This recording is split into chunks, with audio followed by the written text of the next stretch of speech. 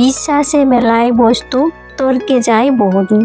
যদি মনে বিশ্বাস থাকে তাহলে অসাধ্যকে সাধ্য করা যায়।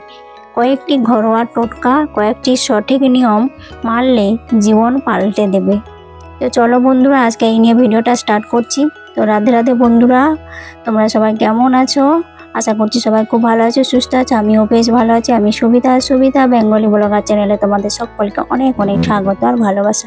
তো আজকে বারটা হচ্ছে বৃহস্পতিবার, আর আজকে দেখো আমি কিভাবে মা লক্ষ্মীর পুজো করে তারপরে মা লক্ষ্মীর কীভাবে ঘর স্থাপন করি তা সম্পূর্ণ তোমাদেরকে ভিডিওটা আমি শেয়ার করব। আর এই দেখো আমাদের একজন গৃহিণীদের, প্রত্যেকটা গৃহিণীদের কয়েকটা সাধারণ নিয়ম, ঘরোয়া টোটকা, এগুলো যদি মানা হয় না তাহলে দেখবে আমাদের জীবনটা সুখ স্বাচ্ছন্দ্যে ভরে যায়, তাতে সংসারের মঙ্গল হয়। তো এই নিয়ে আজকে ভিডিওটা। তো সকল বন্ধুদের অনুরোধ করছি ভিডিওটা স্কিপ না করে পুরো ভিডিওটা দেখার অনুরোধ রইল। তো দেখো আমি ঘরটাতে সুন্দর করে সাজিয়ে নিয়েছি। কি কি দিলাম তোমরা সবাই দেখতে পেয়েছো।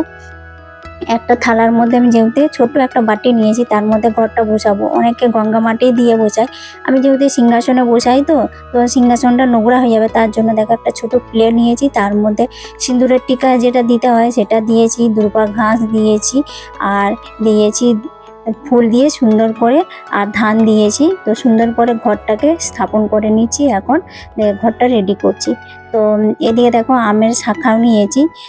তোমাদের যদি আমের না শাখা থাকে তাহলে পিতলের আমের শাখা, যে যেটা পারো জোগাড় করতে সেটা দিয়ে পুজো করবে। মা লক্ষ্মী কখনো বলে না আমার জন্য বেশি বেশি আয়োজন করো, তোমার যেমন আছে তুমি সেই তোমার সামর্থ্যটুকু দিয়ে পুজো করবে। আর এদিকে দেখো একটা পান, একটা কলা দিয়েছি। আর মা লক্ষ্মীর প্রিয় জিনিস তোমরা সবাই জানো, পদ্ম ফুল। মা লক্ষ্মী খুবই পছন্দ করে পদ্ম ফুল দিয়ে। যদি প্রত্যেকটা বৃহস্পতিবার এভাবে যদি মা লক্ষ্মীর পুজো করা হয় না, তো মা লক্ষ্মী দেখবে প্রসন্ন হবেই। তো তোমারটাকে নিশ্চয়ই সাড়া দেবে, তোমার ঘরে সংসারে সবসময় দেখবে মা লক্ষ্মী অচলা হয়ে থাকবে। তো এদিকে দেখো মা লক্ষ্মীর ঘরটা রেডি করার পরে আমি এখন মা লক্ষ্মীকে যেখানে বসাবো তো সেখানের আসনটা সুন্দর করে পেতে নিয়েছি, ফুলও ছড়িয়ে দিয়েছি।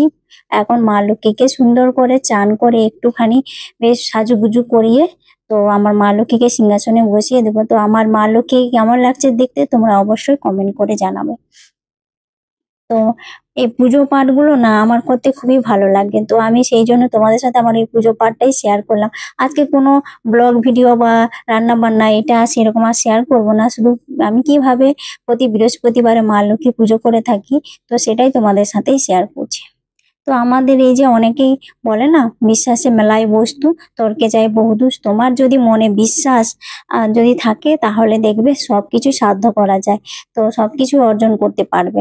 বিশ্বাস, মনের মধ্যে বিশ্বাস আর ভক্তিটাই হচ্ছে সব থেকে গুরুত্বপূর্ণ। তো ঠাকুরের উপরে যদি, ভগবানের উপর যদি বিশ্বাস থাকে, সে বিশ্বাসে তোমাকে কখনোই হার মানতে হয় না, সে বিশ্বাসে তুমি সবসময় দেখো সফল হয়ে যাবে। তো আমি আমার মা লক্ষ্মীর পুজো পাঠ বলে আমি যে কোনো পুজোটাই না খুব বিশ্বাস আর ভক্তি ভরে করে থাকি। এতে কিন্তু আমার সংসারের সুখ শান্তি, তার পাশাপাশি মঙ্গল সবকিছুই বজায় রয়েছে। তো মা লক্ষ্মীকে সুন্দর করে সাজিয়ে মা লক্ষ্মীকে সিংহাসনে বসিয়ে দিয়েছি। যেহেতু আমার বাড়িতে এখন মহাদেব বাবাও রয়েছে, তো সেই জন্য দেখো চন্দ্রামৃত দিয়ে ওকে পুজোটাও করে, চানটাও করিয়ে দিয়েছি। আর আমার গোপুসোনাদেরকেও চান করিয়ে দিয়েছি। আজকের বারটা আমার বলতে ভুলে গেছি, আজকে বারটা হচ্ছে জানো তো, আগের দিন ছিল বুধবার, তো সেদিন পূর্ণিমা ছিল না, জগন্নাথ দেবের স্নানযাত্রা। তো আর তারপরের দিন হচ্ছে বৃহস্পতিবার, তো সেই জন্যই দেখো আমি চন্দ্রামৃত দিয়ে সুন্দর করে আগের দিনও পুজো পাঠটা করেছি, তোমাদের সাথে হয়তো সেটা শেয়ার করেছি। তো বৃহস্পতিবারের পুজোটা আমি শেয়ার করি না, তাই ভাবলাম যে বন্ধুদের সাথে শেয়ার করি তো আমি কিভাবে আমার মা লক্ষ্মীর পুজো পাঠ করে থাকি। এদিকে দেখো এখন মা লক্ষ্মীর ঘর কাছে আমি সিংহাসনে বসিয়ে দিয়েছি। তারপরে এই যে ঘরটা এখানে স্থাপন করে দেব, তারপর মা লক্ষ্মী যেমন পুজো করি তো সেইভাবে পুজো করে নেব। তো আমার যেহেতু সিংহাসনটা খুবই ছোট, তো সেই জন্যই আমার ঠাকুরের বলতে সেরকম দেব দেবতা খুবই অল্প আছে।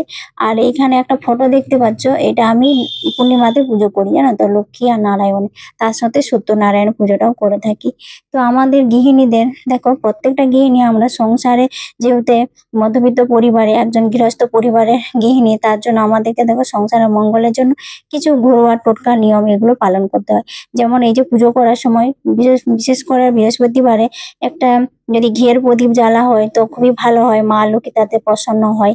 তারপরে কর্পূর দিয়ে আর ঘি দিয়ে আরতি করে নিতে হবে। তো আমি সেগুলো আরতি করে নিয়েছি। তারপরে এখন এই যে মা লক্ষ্মীকে আমি এই যে মানে প্রসাদটা আমি রেডি করে দিলাম। তো আজকে কলা, আপেল, শসা যেগুলো ছিল, যে মানে যা আমার সামর্থ্য মতো সেগুলোই দিয়েছি। আর আমি কিভাবে মানে এই ঘরোয়া টোটকাগুলো পালন করে আমার ঘরে সুখ শান্তি, মা লক্ষ্মী বা সংসারে লক্ষ্মীশ্রী বজায় রাখতে পেরেছি, তার কিছু কয়েকটা নিয়ম তোমাদের সাথে আমি শেয়ার করি। আমাদের গৃহিণীদের প্রত্যেকদিন সকালে ঘুম থেকে উঠে যেমন উঠোনে বা গেটের কাছে, মেন গেটের কাছে জল ছড়া দিতে হয়। সেটা গঙ্গা জল হলে তো আরো ভালো, কিন্তু গঙ্গা জল না থাকলে কি বলতো, এমনি নর্মাল জল দিয়ে একটু ঝাড় দিয়ে পরিষ্কার করে, যাতে ঘরের যত রাতে যে নেগেটিভ এনার্জি গুলো সেগুলো দূর হয়ে যাবে। তো প্রত্যেকটা গৃহিণীদের কিন্তু এই একটা নিয়ম করতেই হবে, আর এটা সবাই করে। তো ওটা করতে হয়। তারপরে আমাদের কি বলতো, সংসারের যাবতীয় কাজ, যেমন বাসি বিছানায় বসে কখনো খাবার খাওয়া নেই, বাসি বিছানায় বসে চা খাওয়া, এগুলো কখনোই করতে নেই। কিন্তু বাসি বিছানায় বসে যদি পড়তে বসা হয় ভোরবেলাতে, সেটা একটা খুবই ভালো, জানো তো। বাসি বিছানায় বসে যদি পড়া হয় না, তাহলে সে পড়াটা খুব সহজে মুখস্থ হয়, আর খুব তাড়াতাড়ি মুখস্থ হয়। এটা একটা ভালো টোটকা। তারপরে বাসি ঘর থেকে কেউ যেন বেরিয়ে না যায়, বা খালি মুখে কখনো কেউ বেরিয়ে না যায়। তার জন্য আমাদের প্রত্যেকটা সংসারে সকাল সকাল কাজগুলো সেরে নিয়ে গৃহিণীকে, তো ঘরের কেউ সদস্য যেন খালি মুখে বাইরে বেরিয়ে না যায়। একটু চা খেয়ে যদি যায়, সেটাই কিন্তু অনেক সংসারের জন্য মঙ্গল হয়। আর বাসি বিছানা, তারপরে বললাম এইবারে বাসি ঘরটা মানে তুমি ঘরটা মুছো দেরি করে, কোনো আপত্তি নেই, কিন্তু বাসি ঘরটা কিন্তু ঝাড় দিয়ে দিতে হবে। সকাল সকাল ঘুম থেকে উঠে উঠোনে ছড়া বা গেটের কাছে জল দেওয়ার পরে এবারে ঘরটা আর উঠোনটা ঝাড় দিয়ে নিতে হয়, আর বাসি বিছানাটা তুলে নিতে হয়। এতে কিন্তু মা লক্ষ্মী না খুবই প্রসন্ন হয়। যদি দেরি করে, বেলা সূর্য উঠে গেছে, যদি বিছানা এখনো পর্যন্ত এলোমেলো হয়ে থাকে, বাসি বিছানা, কিন্তু এতে কিন্তু মা লক্ষ্মী কুপিত হয়, জানো তোমরা সবাই। তো এই কটা নিয়ম। তারপরে সন্ধে দেওয়ার সময় একটু ঘিয়ের প্রদীপ দিয়ে গোটা পুরো ঘরটাতে একটু দেখাতে হবে, ধুনো জ্বালিয়ে। তারপরে তার মধ্যে একটুখানি যদি কর্পূরের ধোঁয়া দেওয়া হয় না, আরো কিন্তু খুবই ভালো হয়। এতে কিন্তু ঘরের যে নেগেটিভ এনার্জি গুলো থাকে, সেগুলো দূর হয়ে ঘরে কিন্তু পজিটিভ প্রকাশ করে, কিন্তু ঘরে বেশ পজিটিভ ভাব থাকে, জানো তো। এইগুলো ঘরের সংসারের কাজের পাশাপাশি কিন্তু মানসিক শান্তিও পাওয়া যায়। মনটা যদি শুদ্ধ থাকে, তাহলে দেখবে সব কাজ করতেই ভালো লাগবে। সেই জন্য বলে না, মনে যদি বিশ্বাস থাকে, তাহলে অসাধ্যকে সাধন করা যায়। এইরকম কয়েকটি ঘরোয়া নিয়ম বা টোটকা যদি আমরা সঠিকভাবে পালন করি, কিন্তু এতে আমাদের জীবনটা সত্যি পাল্টে দেয়। তো আমরা যেহেতু মধ্যবিত্ত পরিবারে গৃহিণী, আমরা মধ্যবিত্ত পরিবারের মধ্যে বিলং করি, তো আমাদের প্রত্যেকটা গৃহিণীকে কিন্তু নিজের বুদ্ধি দিয়ে কিন্তু এই সংসারের কাজগুলো করে নিতে হয়, যাতে সংসারটা সবসময় সাজানো গোছানো পরিপাটি থাকে। আর মা লক্ষ্মীকে তোমরা তো জানোই, সবসময় মা লক্ষ্মী চঞ্চলা। তো যেখানে পরিষ্কার পরিচ্ছন্ন থাকবে, সেখানেই মা লক্ষ্মীর বাস। মা লক্ষ্মী কখনো একা আবার থাকে না, যেখানে নারায়ণ থাকবে সেখানেই মা লক্ষ্মী থাকবে। তো এই জন্য প্রত্যেকটা গৃহিণীকে সবসময় ঘরের সুখ শান্তির পাশাপাশি ঘরের প্রত্যেকটা মানুষদের, সদস্যদের জন্য খেয়াল রাখতে হয়। তো এইদিকে দেখো, আমি পুজো পাঠটা সারার পরেই আমি কি করেছি জানো, এখন তো প্রচন্ড গরম করেছে জানো, তা ফুল গাছগুলো না শুকিয়ে যাচ্ছে, আর ফুল গাছে এত সুন্দর সুন্দর গোলাপ ফুল হয়েছে, তো খুবই ভালো লাগছে। তো সেই জন্য গাছগুলোর একটু যত্ন নিয়ে নিলাম। তারপরে যে যত সবজি ছিল সেগুলো সব এনেছিল, সেগুলো আমার সময় পাই না, জানো তো। যখনই সময় পাই, তখন এগুলো গুছিয়ে আমি ফ্রিজে ভরে রাখলাম। আর এইসব কাজ করতে করতে একটা ক্লান্তি, আর আমার মানে কি বলবো, এনার্জি আর নেই কাজ করার। তারপরে একটুখানি ঠান্ডা জল খেলাম, লেবু শরবত বানিয়ে। তারপরে আবার মেয়ে জানো কি হয়েছিল, সাইকেল থেকে পড়ে গিয়েছিল, তার জন্য আবার মেয়েকে নিয়ে আবার ডাক্তার দেখাতে এসেছি। তো এই হচ্ছে আমাদের মতো গৃহিণীদের ব্যস্ততার মধ্যেও সংসারের সমস্ত কাজ কিন্তু দায়িত্ব সহকারে করতে হবে। শরীর যাক আর থাক, এগুলো চিন্তা করলে হবে না। তো মেয়েকে নিয়ে যে ডাক্তার কাছে চলে এসেছি, তারপরে দেখি না কারেন্ট নেই। তো যে ডাক্তার দেখিয়ে চলে এসেছি, তারপরে দেখো পূর্ণিমা চলে গেছে। তারপরের দিন হচ্ছে বৃহস্পতিবার ছিল, সেদিনও চাঁদটা কিন্তু খুব সুন্দর গোল, দেখো কত সুন্দর লাগছে তারা, এত সুন্দর লাগছে না, তাই ভাবলাম যে বন্ধুদের সাথে একটু শেয়ার করি। তো আমার দেখে খুব ভালো লাগছে, আর পূর্ণিমা চাঁদ আমার দেখতে খুবই ভালো লাগে। তো তোমাদের কেমন লাগে তোমরা অবশ্য কমেন্ট করে জানাবে। আর তোমাদের এই একটা কমেন্টই আমাকে আরো কিন্তু নতুন ভিডিও বানাতে উৎসাহিত করে।